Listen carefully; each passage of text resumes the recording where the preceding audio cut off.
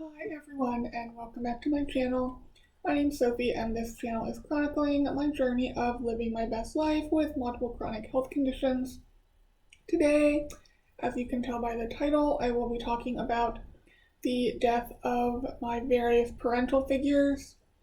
I did not grow up in a normal family environment. I was raised by my grandma, grandpa, and great aunt. My biological father did not claim me because I am not dark enough to, he says. And my mom was on drugs and had AIDS when I was born, so she was not given custody of me. The first person in my life to die was my grandma, who's the one who had legal custody of me at the time. I was 6. She had a heart attack in Kmart. My mom was with her at the time and never went in Kmart again. I was in school when it happened, and my stepdad did come to the school to pick me up. He was trying to get me to the hospital in order to say goodbye, but by the time we got there, she had already died. I remember being really confused. It was the first death of anyone in my life, as I said, and I understood that it meant she was never coming back, but it was just so sudden. It was difficult. I did go out of state to attend the funeral, but then there was a car accident on the way there, so I never actually made it to the funeral. And then that's when the custody battles that I talked about in a previous video started ramping up in another direction. The second person to die was my mom when I was 11. As I said, she had AIDS, so I did know she was going to die. I have a very clear memory of sitting next to her, her holding my hand and saying, "You know I'm dying," and me saying yes. Her telling me, like, "I love you, I'll always love you." Me saying that I love her. At this point, she was very, very thin. She had gone blind, and she did die shortly thereafter. I was at school when she died. I came home, and my great aunt, who had custody at the time, was waiting for me at the door, which she normally didn't do.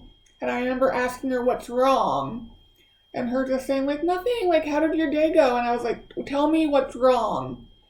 And she told me. And I knew my mom was dying. She was very sick, so it wasn't like a shock. I did continue going to school, and I did not go to the funeral. I know that makes me sound incredibly cold-hearted. My reasoning was I was too scared. I was talking to the people who abused me on the phone the evening my mom died, and they basically told me that it was my fault she was dead, that if I had just loved her more, she would have fought harder, that I should have been the one to die, not her, and to just wait until they got their hands on me again. And I was in the back room on the phone in like a crouched position, just like crying. And at first, I think my great aunt thought I was crying because my mom died and I was talking about it. But I think she started listening in and realized what was being said. She came in, took the phone away from me. There was lots of yelling.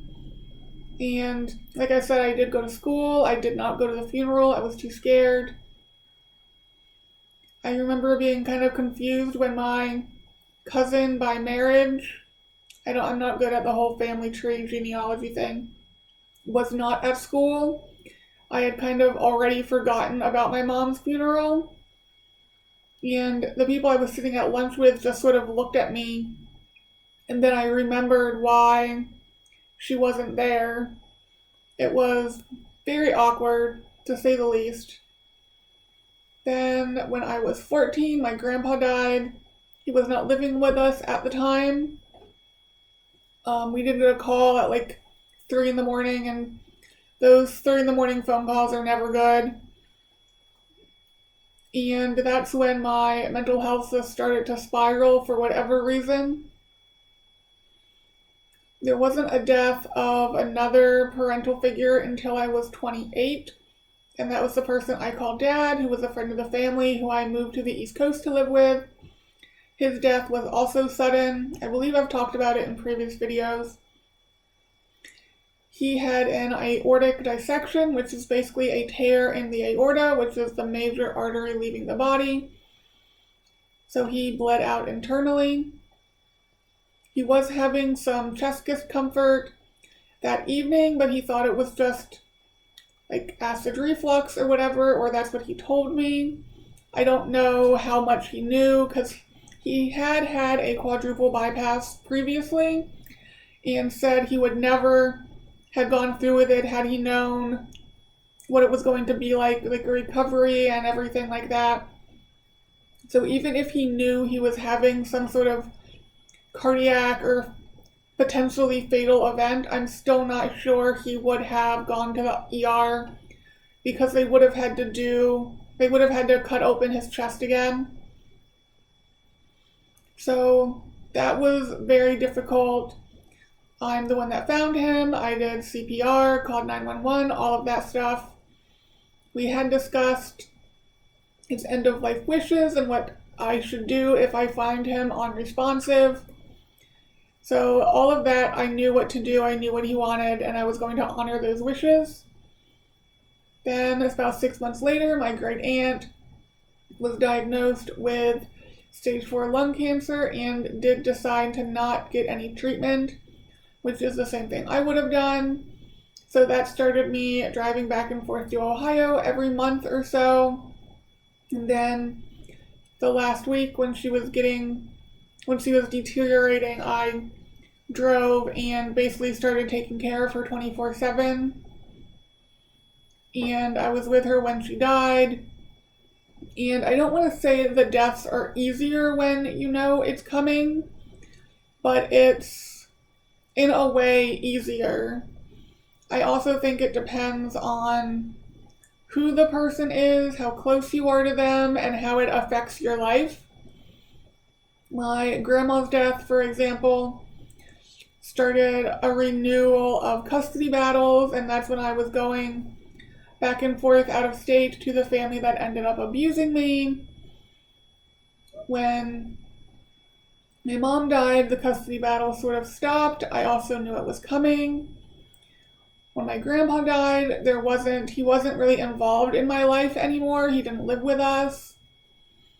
But for whatever reason, that is the straw that broke the camel's back in terms of my maladaptive coping mechanisms, which will be the next video. And then again with my dad, when he died, just the suddenness, the finding him, the having to call Medicare and deal with all of the financial aspects and take on all of the responsibilities of owning a house and paying the bills and everything like that, because he did all of that. It was his house. And then with my great aunt, again, I knew it was coming. I was there with her. But I did get that nice lucid moment with her also, where she had been kind of out of it, and then she sort of sat up and opened her eyes and looked at me and just was like, "I love you." And again, it's sort of like the conversation I had with my mom. I still remember it very, very clearly. And I feel like with my great aunt, there was nothing left unsaid because I was there, holding her hand, talking to her and everything like that. Whereas with my dad, for instance, or my grandma, there's so much more I wish I could have said to them at the end and stuff like that.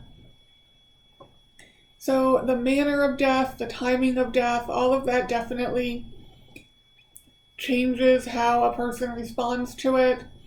And I still don't know how much I've actually processed these things, or any of the trauma for that matter, versus how much I'm just shut down again and sort of dissociated when it comes to all of this stuff. and I really don't know how to tell. But I did want to just sort of go through the deaths because some of what I said will make more sense when I talk about my maladaptive coping mechanisms and stuff like that. Everything sort of ties together and really explains the thoughts I have about myself, the self-destructiveness I had, and all of that. But that is going to be it for this video. Again, I'm sorry it's another negative one, but I'm just trying to get through these so in future videos when I talk about my mental health, there's sort of a background for everyone. I hope you guys are having a good day whenever it is you are seeing this, and I will talk to you guys next time. Bye guys.